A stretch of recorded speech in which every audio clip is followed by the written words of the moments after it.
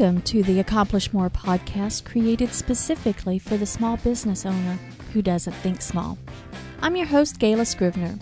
This show is where you'll learn practical ideas, hints, tips, and tricks to help you grow your small business where you can leverage your time and to accomplish more. Hello there and welcome. I'm Gayla Scrivener and I thank you for joining me today. Today is a very special show. I'm excited to introduce you to Kandice Alexander. Kandice is the owner of 5 Elements Aesthetics and Makeup Studio. I met Kandice about 4 years ago through a networking group in which we both belonged. We hadn't seen each other for quite some time. Then a few weeks ago, we happened to be attending some of the same events, and we bumped into each other not just once, but twice in one day. It was wonderful seeing her again, and we did a lot of catch-up.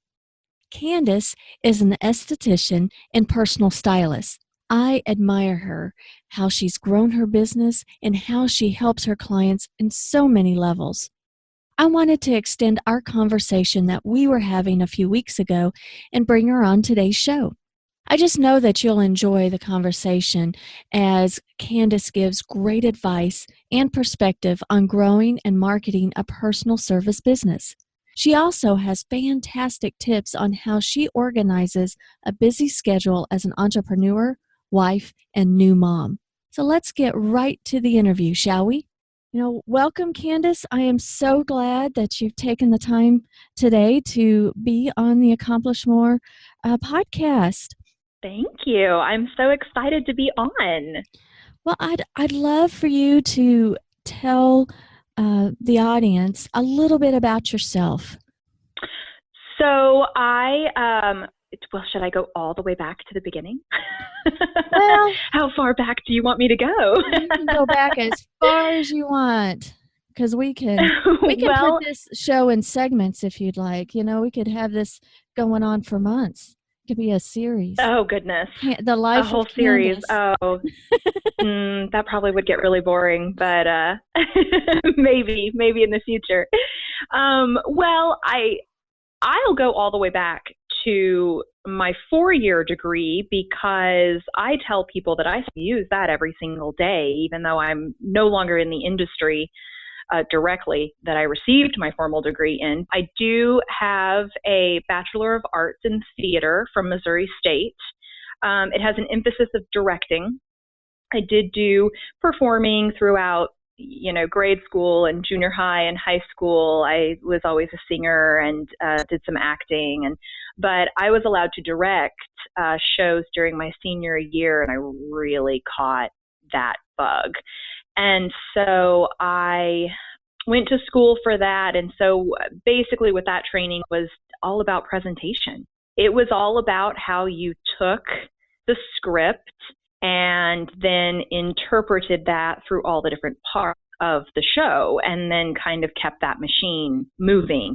And it was just as much from a business standpoint as an artistic standpoint. So in a weird way, I got business training through my arts degree. I was working for a theater at the time. I was learning about bookkeeping. I was learning about taxes. I was learning about budgets and payroll, and then how that all kind of still played into the artistic process of putting together a company and hiring your actors, and then how you managed time, and then how you managed the way everyone was going to look and present themselves. And little did I know that was all still going to lead to a bigger career down the road that would not have me working in theaters. But so every time someone says that you can't use a liberal arts degree or you can't use a theater degree, I say, no, I use my skills that I learned in my director training all the time. Absolutely. I mean, my goodness, in theater and directing a show and coordinating everything, you're on a major deadline because when it's showtime, it's very high pressure. Yeah. It's very high pressure. Mm-hmm. Yes, it really prepares you for the real world. I have this discussion a lot with some of my artist friends, and especially my instructor friends who teach children in the arts. Is the arts really matures you. It prepares you for a work ethic that a lot of jobs that kids in junior high and kids in high school are just not going to get exposed to. I mean, if you want to teach your kids a really good work ethic, you put them in dance, you put them in singing, you put them in some form of theater, because it's going to whip you into shape pretty quick. And you're working with a lot of strong personalities. And, you know, by the time I made it to college, there wasn't a lot of personality types or egos, you know, or anything like that that did not intimidate me or scare me away. I kind of knew how to work with just about anybody. So it's been extremely helpful. And then I was able to parlay that skill set into an event coordinating career right out of college. I did event coordinating for a little while. We did some bridal parties and weddings and charity events. And my husband and I had our own company that was called Alexander Celebration Design. And then I also worked for another event coordinating company in town. And so it was a lot of fun. It was a lot of hard work. It would not be something that I'd want to do long term. Basically giving up every weekend and giving up a lot of family time, because you're usually planning other people's family time. Oh, yeah. But it taught me a lot about, once again, the way people present themselves and the way that that affects different parts of your life. I did that for a little while. The recession hit, which I think is a pivot point in a lot of people's stories, probably. Mm-hmm. It was definitely time to take a breather, and both the company I owned and the company that I worked for went under, and it was, you know, we were back at square one. I unfortunately found myself at a place where I was having health issues, very sick from just all the stress of just everything that comes with trying to, you know, build a company. And I was still very young, and so I was inexperienced, and I didn't know a whole lot about the logistics of building a company yet.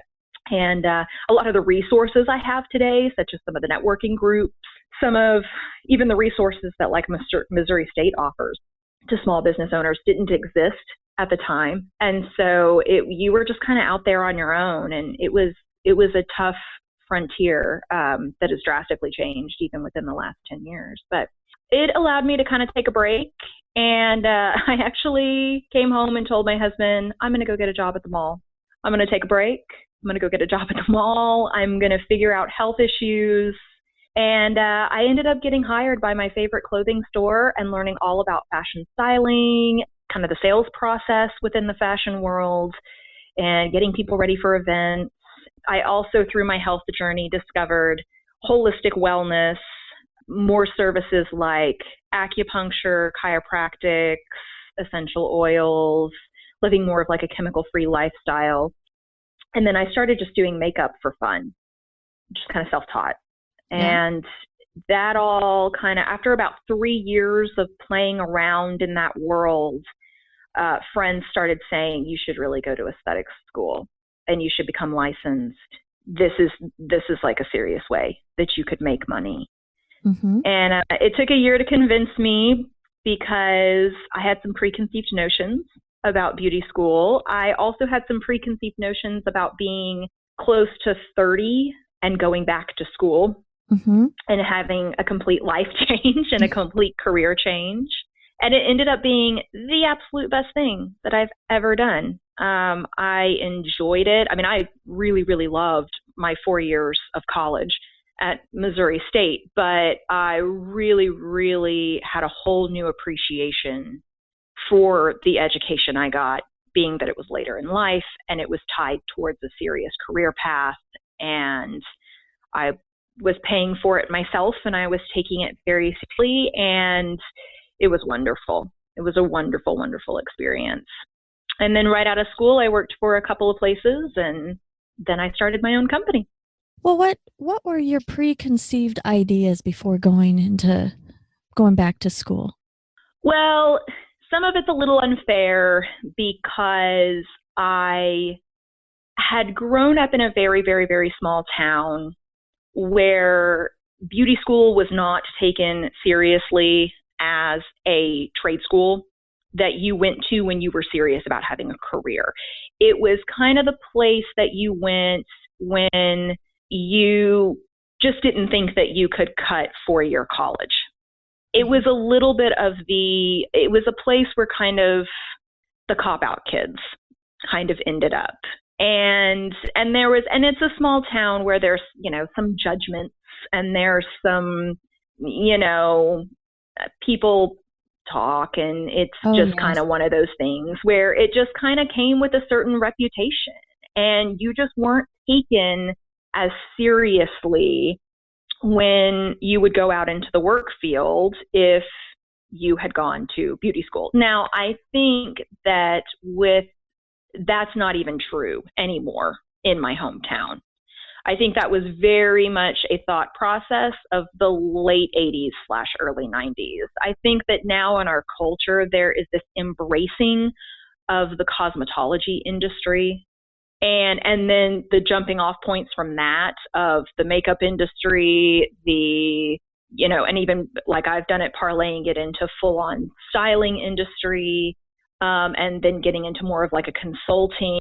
I mean, there's a much broader industry that you can go into. And I think people are really understanding it more as a necessity instead of just a luxury. And it's thought of much, much differently when you say you're going to cosmetology school now. But I was kind of stuck in the past. Yeah, I understand, because we have our own, I mean, how we're raised and how, our environment and just what's going on in our own brain, our mindset holds us back more than anything. Mm-hmm. When you have the preconceived ideas, what happened, or was there a definitive moment that you changed your mind, or it's like something just opened up? It's like, oh my gosh, the possibilities, Yeah. And did you have a moment like that? I had met, and I'm very much a person where I think that your whole path is a mixture of how much hard work you're going to put into something and how much you seek out, but then also how much just the universe is working around you, and that signs are going to be sent your way, and the kind of message that you need to hear is going to be sent your way if you're willing to stay open to it. And I think that's what kind of happened. I would have people saying to me, no, this is something you should really take seriously. This is a viable career. You're really good at this. This will be a total breeze for you. I think this is your calling. You should really just go and check out the schools and see. And I would just always have, these excuses for why I would say no.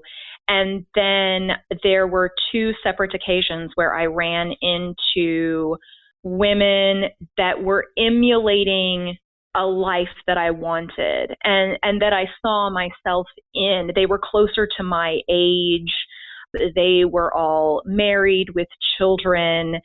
They had built these really great businesses, and they were making good money, and they were in charge of their time. And frankly, their lives just looked really glamorous from the outside looking in. And when I would discuss with them, what do you do and how did you build this life for yourself? They all said that they went to aesthetic school and that they had built spa careers or makeup careers, or were doing something where they were being product reps, or, and it had all started with, and most of them had gone back later in life.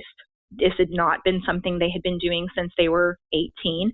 It was something that they had been in the exact same boat I was in, where their career they had had all through their 20s didn't work out for some reason, or they were just bored and they wanted to change. And so they said, you really should go check out Missouri College of Cosmetology. And so I did, and it was great. Well, and now you have your business, 5 Elements. Is that what? Yes. Is that the complete name? 5 Elements Aesthetics and Makeup Studio. Awesome. And how do you serve your clients?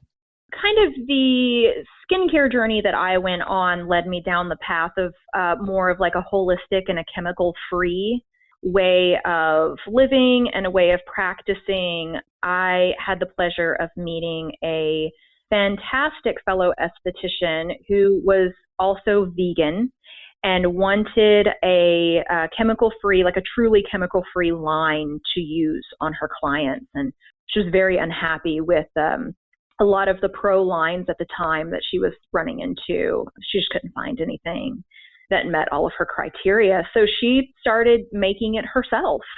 She actually found old recipes from like the early 1900s when people were kind of making all of their own skincare products. There was a kind of like a farm to spa movement where it was a lot more food-based and plant-based materials going into your cleansers, your toners, your moisturizers, and even into some of your cosmetics. And so she started experimenting, and we were using them on ourselves. We were experimenting with our own clients, and all the results were so positive. So that kind of became the mission for 5 Elements, is trying to keep things as chemical free as possible. The skincare line I still use to this day, it's called Market Fresh Skincare. She makes it exclusively for me. I'm her exclusive person in the Midwest that uses it. Yeah, so I really try to help. I try to talk to my clients about the whole package. You know, your skin and your health, it's all about your environmental factors, your hormone levels, what you're eating.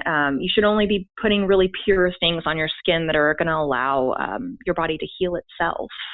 And that's kind of the direction I try to take all of my client care. Let's talk a little bit. I mean, who is your ideal client? Do you serve different range? Is it only women? Are they in certain professions, or is it just a whole different range?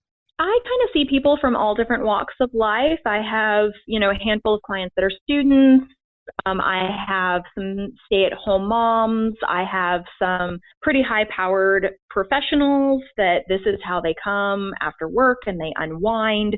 It's really just, it's people from all different walks of life, but their common thread is that they really want to keep things as holistic as possible. Perhaps their skin is very, very sensitive. They've tried other spas and other product lines, and they react poorly to everything they've ever used. And I'm finally able to give them an option where, I'm willing to patch test them and make sure that the product is really, really appropriate, and the chemical free is finally something they can use. And then some other people, I've just met clients through networking, and it's, being in the service industry, you get the majority of your clients from going out into the world and meeting them and building those relationships, because it's a very personal service. Putting your looks and your health into the hands of someone is intimate, and it requires a lot of trust. So it's best to get to know the client ahead of time before they come into your studio and have a service, and just know that, the two of you are going to gel and work well together, because it's a collaboration. When you started 5 Elements, what have you learned in the last few years that you wish you would have known earlier? Well, absolutely how important the networking part of it is, and that the traditional marketing outlets that are often kind of presented as being, the end-all be-all in business, as far as like your radio ads, your print marketing, your snail mail campaigns still work in the personal industry to an extent, but it's a lot of money for not a lot of return in a personal service capacity, because it's extremely rare that someone is going to be driving down the road and hear a radio ad for a spa and think, that's who I'm going to go see for a facial. Like I said before, it's a trust thing, and it's an intimacy thing, and it's an expertise thing. You really want to know that if you're going to go and pay good money for any kind of health, wellness, or beauty treatment, that you're going to be getting what you pay for, and that you're going to be with a practitioner who is going to be properly educated, properly using the safety and sanitation standards that we are all supposed to be using, that they've kept up with their education, that they know how to do a decent client consult and tailor the treatments to you. They're not just doing a stock facial that they give everybody because that's what they were trained on the first day they started. There really needs to be the ability to properly consult and properly cater to the client. And you don't really get a good sense about that unless you've actually met the practitioner yourself or someone you know and trust has and can give you a good word of mouth referral. Referrals are everything, in my opinion. And you and I had met through our networking channels, belonging to the same networking organization and our circle of friends. I mean, because the people who we network with become our friends, and we know a lot of the same people. We become a community. One thing that, as a virtual assistant and running a virtual assistant company, I think that that's a personal thing because you need somebody that kind of gets you to help you. But most of the folks that we run around with are service industry. They're not selling widgets, so to speak.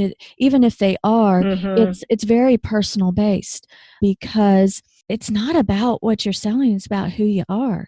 It all boils down to relationships and how we communicate. So in my view, we start with making the connections. We get out of our comfort level and get into networking with folks, meeting new people, being open-minded for that, seeing what the possibilities are. But that's where social media, email, print, even radio, it's a different level of the personal communication, in my opinion. And people get disconnected and think, how do I sell this? Instead of, hey, how do I provide value? How can I help? And how can I make a connection? How can I make a better connection? I don't like to be sold to. I like to, for me personally, I like to get to know folks. And I love to refer people that I just feel comfortable with how they work and everything. And it starts, even if I don't know them very well.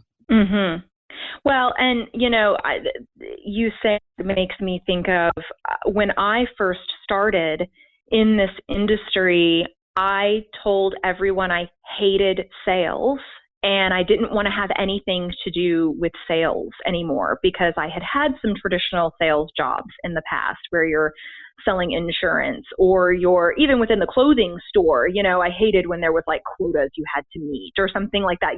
That got me very worked up because it's sales in that sense of the impersonal, hard selling sense. And so I would always tell people, I am not in the sales business. I just want to be in the practitioner business. But you find out really quick when you are in a business where you have to get clients, you're not selling a product per se, but you are selling yourself. It is not scary when you do it through networking and when you do it through referrals, because all it is talking about what you love.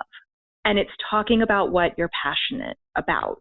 And it's just casually sharing with people in sometimes a very casual setting of a networking mixer or a gathering of fellow business women, or, it does not have to be this very choreographed setup thing in the traditional business school sales platform. And that's what, the networking is really what makes that possible. It takes the pressure off when you're building those relationships with people. And then it's not selling them, it's just talking about what you do. Having a genuine conversation, is amazing. That's what makes it feel so comfortable, because if you're yourself and you talk about what you love and what you believe in, you may not attract everybody. Not everybody would be your ideal client, but you're going to attract the ones that are your ideal client. For right. That passion, that enthusiasm kind of rubs off, I think. I know I love talking with you every time I see you. And Yeah. it's been way too long. Well, And me too. Well, and that's what it boils down to right there, is that it's not you selling something. It's just you talking about something you're passionate about and you know a lot about, and people are just going to pick up on that. You know, people gravitate towards that. And people have natural chemistries towards certain people over others. So yeah, that kind of brings me to the whole competition thing. I was just telling the students at the school today, I said, one of the most important things that I want to discuss with you is that you are not each other's competition. Like, you are in a friendly sense, but do not be cutthroat with each other. Do not try to undermine one another, because there is plenty of business to go around. And as long as you're focusing on doing what you're supposed to be doing and providing the best service you know how to, you are going to attract a healthy clientele. And those clients are going to stay with you, and you're going to build relationships with them, and you're going to make great money. And then you're going to help support your colleagues who perhaps do services you don't want to do. But now you both look great because you're able to refer the client to someone who's reputable. And now you've both won. And for that matter, you do not want everyone to be your client. That's physically impossible for one person to handle. And also, you're not going to get along with everybody. Not everyone's going to be an ideal client for you. So figure out what you want to do, niche down your business, pick just a handful of things within your industry that you want to focus on, and then really network with other colleagues that do the things you don't want to do, and refer business to each other like crazy. You will both come out so well in the end. that is great advice. There is plenty of business out there. If my message resonates and my services resonates with someone better than another, I still want that other person to be helped somehow, you know? And if I'm Right. not their ideal, Mm-hmm. then surely they'll find somebody, you know? Mm-hmm. And if I'm the one that can match them up and be a matchmaker, that's fantastic. We both look great. Absolutely. And So, there's probably something that you do that the other virtual assistant doesn't, that mhm. you could share the client. You know, I don't think people really wrap their head around enough that it is possible to share clients with your competition.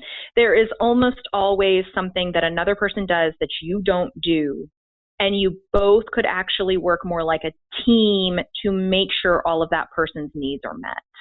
That is so true. And how much better is that going to make your reputation and your client care if you were the business that worked in tandem with your competition, quote unquote, to give a client the best service possible, than to try to undermine the competition and keep the client from going to them for something, and then they're not happy. They're not going to be happy with their look because they're missing a part of the puzzle. There's Yep. a service you can't do. There's something you can't take care of. This other person could. And you would get the credit for sending them to that person. You have to think outside of the box when it comes to your client care, and you have to be selfless. You have to put the client's needs ahead of sometimes the bottom line. Well, and The companies that do that come out on top. I think so too. And I've noticed really the folks that I like to follow that's out there that I know, I like the image that they portray, whether it's online, in person, and things like that, because I perceive them as an expert in what they do. Basically, what they put out, whether it's online or communication that I get, or when I see them at events or what have you, the way they present themselves and the way they provide information, I really have a lot of respect. And so that naturally gives me the opening, I guess, when the time's right, who am I going to refer and who's going to be at the top of my list? Somebody that I feel backed in a corner with, or somebody that doesn't like to play well with others, you know, uh, Mhm.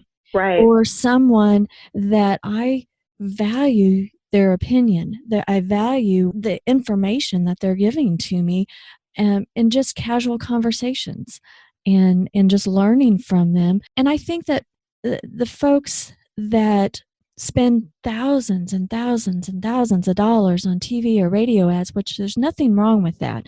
That's a good route.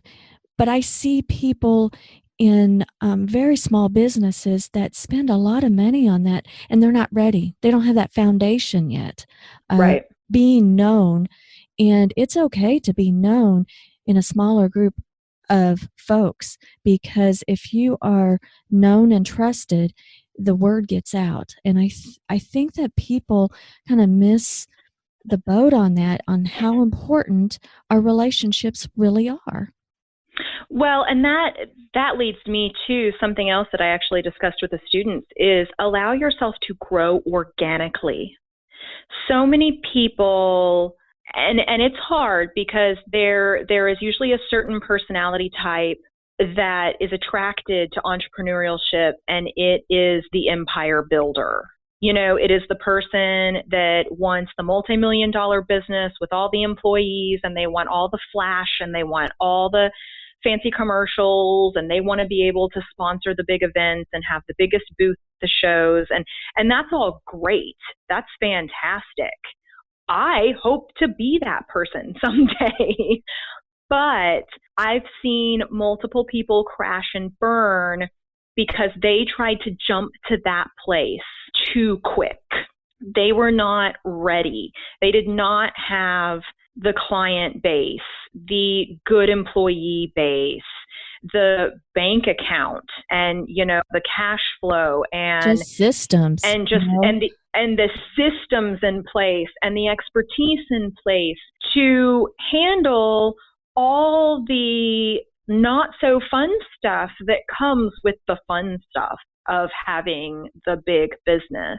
And so really take your time and grow organically in your field, because if it's meant to be, it's going to happen. It's going to, if you're really, really good at what you do and you're a smart business person, I don't personally believe it matters what kind of competition's out there, what the market forecast is, what the future holds. You're going to have your business. You're going to make it happen.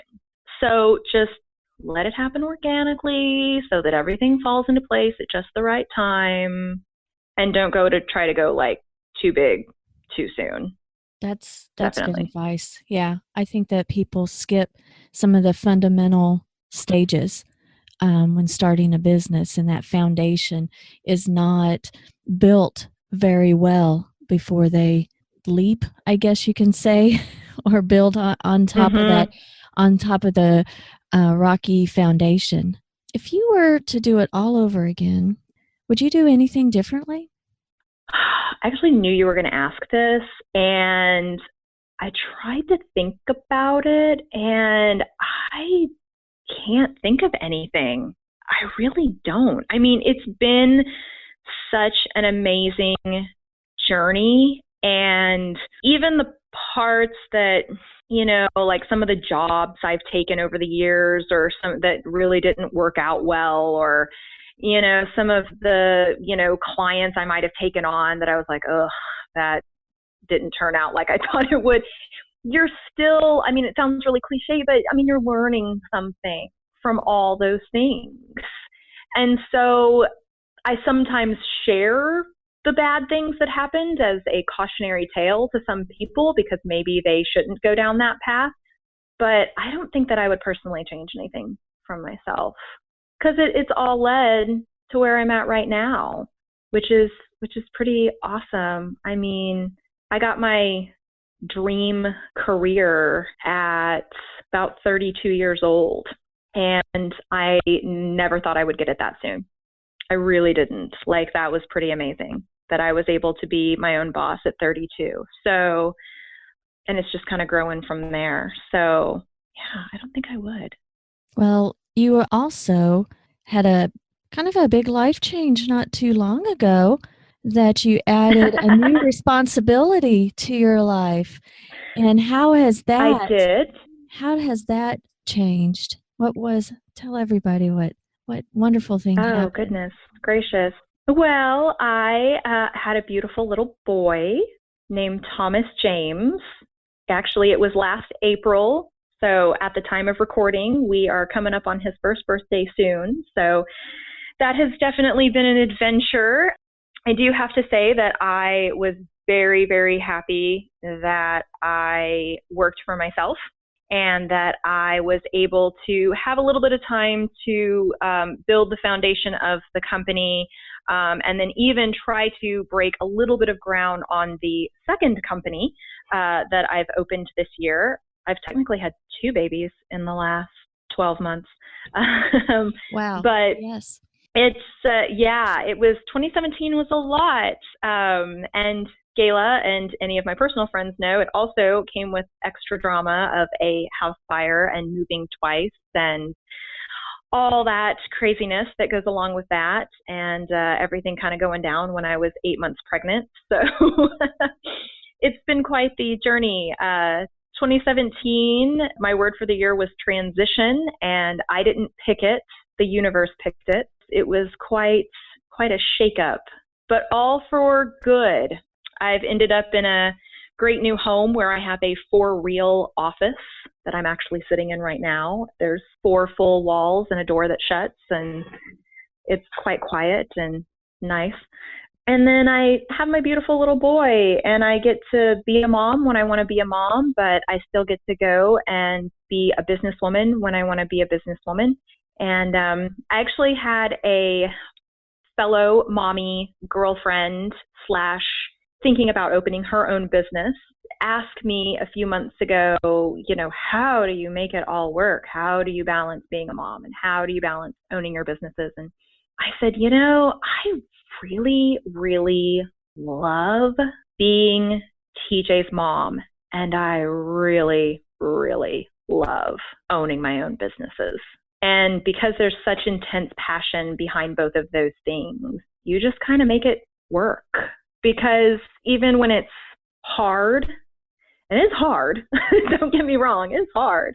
But even when it's hard, you kind of don't care because it's all to build a life that you're actually enjoying and you want to get up every morning and be a part of. And so there's that.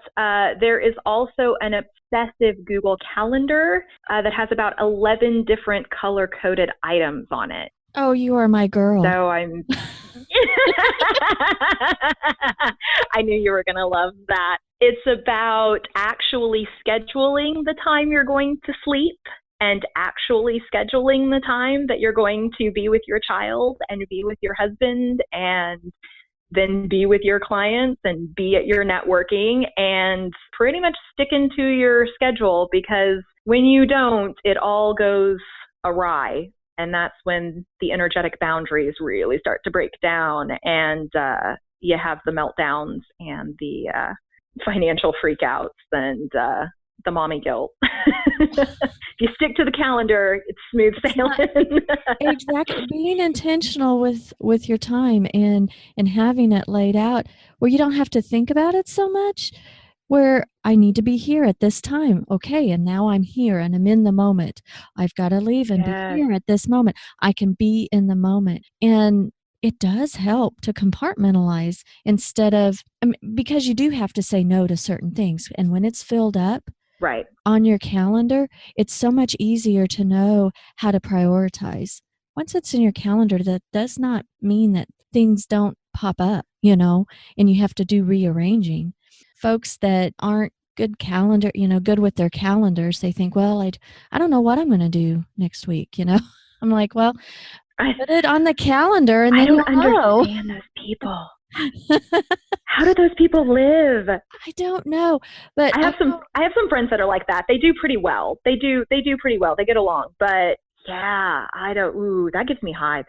and my hairdresser, he's like, I always make an appointment with him, before I leave, for my other, and I've got my next 2 scheduled because I've got travel time, and I said I have to, as soon as I get back, I have to be in because my daughter's getting married, and I'm going to be 6 weeks of like a nomad camping trip. I better look good before her wedding. Oh, right. So please, oh goodness, make me look good before and make me look good after. So and well, as someone who's in the beauty world, can I just say, slow clap for you. That is what all clients should be doing. Everyone should just book it out and put it on their calendar, because our self-care appointments are always the first thing to go. Yep, that's true. Our self-care, I think especially as women, we do the thing where we want to take care of everybody else. And then we're like, well, I'll get to myself eventually, but not right now. Until we have a breakdown. And then we have a complete meltdown and you end up being a psycho mom. And so don't do that. And same thing with men, you can become psycho dad, or you can become psycho business owner, because you did not take that time that you really should have been taking for yourself. It's so important. My word for 2018 was present. And that actually was all built around the idea that I would schedule out as much of 2018 as I possibly could, as far as when I would like to take clients, when I would like to go on vacation, when I have family commitments that come up. And so I know I'm going to need to block off that whole weekend because we're probably going to be out at the lake over the summer, or, this is happening and this is going to be a really busy month. So I'm just going to block off some days at the end of that month, just in case I need a nap. Just in case it gets crazy that time of year. And I'm just going to leave some buffers in some strategic places so that when it gets a little crazy, I take some time out. It's built into the schedule. And then I laid out my whole marketing plan for the year and my networking plan for the year. And then the idea is I'm not allowed to think obsessively about the future on a day-to-day basis. Yes. Because I already gave myself the time to do that. I took my days where I blocked off the whole year and I was obsessive about my calendar. And now the goal is just to live the year and follow the plan and stay present in the moment. Because when I'm with clients, I don't really want to be thinking about my son or my husband or my friends and when I'm with my friends and my husband and my son, I don't really want to be thinking about work. I want to be really focused on what's happening at that given time. Absolutely. Now, you say about scheduling personal care. I mean, I know, and I have seen this for years, just going to get my hair done. And I've seen the same hairdresser for 15 years. He's been with me. Good for you. Then I've known my husband, and I was like, oh. Yes. And I tease him. I say, okay, you can't stop doing this. I guess, I'll just follow you to the nursing home and you'll have to do my hair there. But I do notice I've scheduled ahead of time, but it seems inevitably the day that I have an appointment, things seems more stressful. And I'm tempted to cancel it because I'm like, oh, I've got to do this because I've got to take care of other people. But I don't. I look forward to going there. So I have that tenseness that go up until that time. I go there, I turn off my ringer, and I am there. And it's me time. And I have to turn off the outside world. And it's fantastic just to be able to do that. But the tendency, is so strong to say, well, I can't do this today, maybe next week. It's been very rare that I have canceled an appointment like that because of other things happening, because I know, I don't know why that particular day just seems that things go wrong in my eyes. I think sometimes the universe works against us in that way. Mm-hmm. I think sometimes when we have the opportunity to take time for rest and take time for ourselves, that, yeah, there's almost a little bit of like a cosmic pushback on that sometimes where you just, it's going to try to derail you, it's going to try to put those temptations in your way. And yeah, it's kind of funny that way. But really think about the times that you skipped the appointment or delayed the appointment versus the time that you went, even though it seemed more stressful in the moment, because you're like, oh, I really should be working on that client work, or I really should be doing this, or I really should be spending time with my husband, or I should really, if you really broke it down, you would find that the days following the self-care appointment, you performed better than you did in the moment after you delayed the appointment. So basically, then you're still working on fumes, essentially, because you have not taken that time for yourself.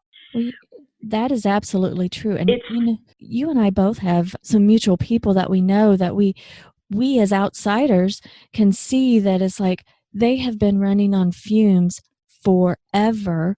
And yes, we give them the advice of, you need to stop, you need to take care of yourself. You can't take care of others unless you take care of yourself well. Yes. I've actually just been listening to a few different podcasts, both health podcasts and business podcasts, that they have been discussing this exact same thing. And what comes up is we have this sense in America, I think it's a very American thing, although I think it also kind of exists in Asia too, where you wear the badge of the hard worker like a badge of honor, and to keep going even though you're so tired, and to keep going even though you haven't had a day off in 3 weeks, and to keep going even though you're sick, or to keep going even though a family member has died, or, something really drastic has happened in your life. To choose work over taking the time out that you really need for yourself is so much more honorable than, to do what common sense would say you should do and what human nature would say you should do, which is stop and rest. And I'm not quite sure how we got to that point here. I did a lot of studying in school of like American Puritanism, and apparently it comes from a lot of that. We still think that, that's what the good book tells us we're supposed to do. So that's what we're supposed to do. But we have this obsessive sense in our country that sometimes it's not honorable, even if you put in like a 40-hour work week. Like you get the side eye in certain corporations if all you did was work 40 hours that week. And then you actually took all of your vacation time that was offered to you, Mm-hmm. Like that's very messed up when you can't even use the benefits package that has been provided to you in writing by your company, or you get the side eye from your boss. That's so bizarre. And one of the podcasts I was listening to even said something to the effect of, it doesn't even really make us that much more productive. Like there's actually been scientific studies and from like a physiological human standpoint, and then global economic studies, like the way that America ranks on the foreign markets, all that extra effort does not actually bring us all the amazing things that we think it does, like more money in our pockets and more long-term success. Instead of what it's brought us is a lot more stress and a lot more chronic illness. Yeah. And it's sinking people's businesses because you can only maintain that pace for so long. If you really want to work and have a good, successful living and career for 30 to 40 years, you have to be very economical with your time and your energetic boundaries. Absolutely. And you have to stop. And if you're in the creative field, if you're in any kind of field where you're pouring into other people a lot, there's just a sense, there's like an emotional energy and a physical energy that is really being expelled. And it's very draining.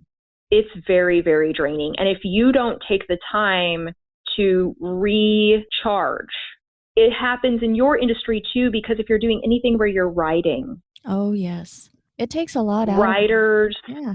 graphic designers, artists, anyone that's really just, you're expelling a lot of mental energy as well as physical energy when you're in your work.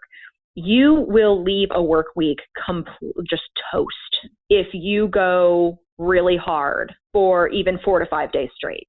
If you're not putting out a good product, why are you even trying?